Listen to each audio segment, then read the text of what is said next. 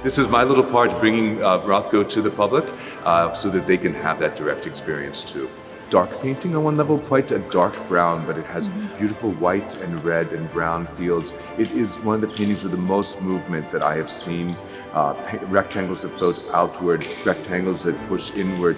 We go on a journey. If we allow ourselves to travel with this work, it's very spiritual, I find. You get lost, and I find it tremendously moving. I knew my father for only 6 years, which means very little, and yet there are essential elements of who he was as a human being, which I still feel. He was almost a grandfather when he had me 60 years old, but he was very excited to have a son, and he played music for me all the time. We listened to phonograph records together all the time. He loved Mozart and Schubert and Haydn, and these are still with me. I still love these composers. Music is the most important thing in my life, thanks to my father.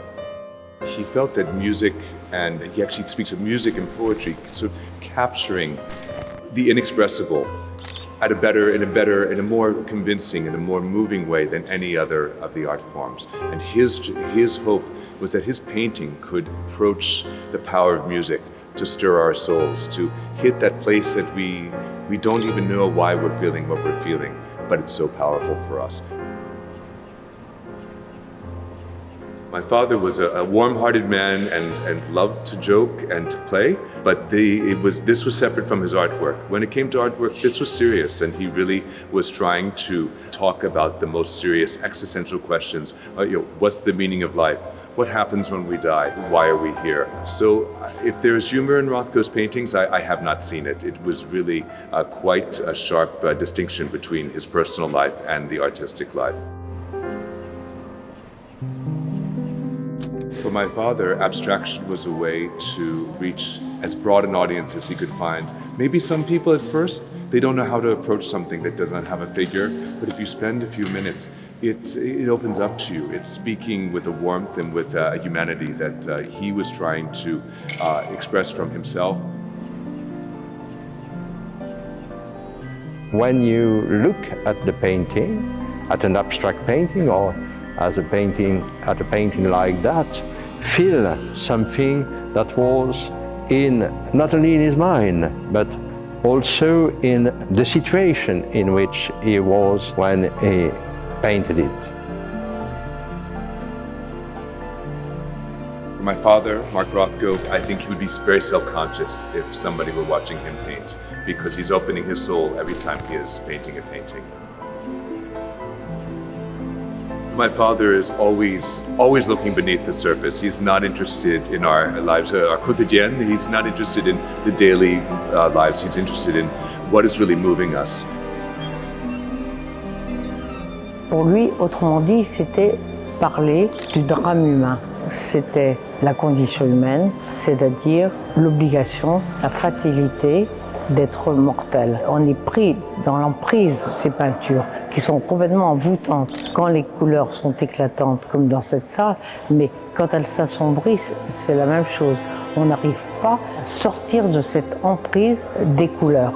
Et pourtant, son vrai message, et si on reste regarder longtemps, on se rend bien compte qu'il y a une grande émotion qui naît dans tous les spectateurs, il y a beaucoup qui pleurent, on ne sait pas pourquoi, comme par un excès de beauté et qui vous donne accès aussi à quelque chose de très poignant.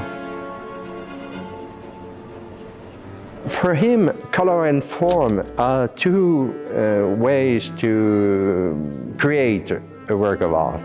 But on the contrary, of the abstract artists, the generation of Wassily Kandinsky or Mondrian, they are just ways.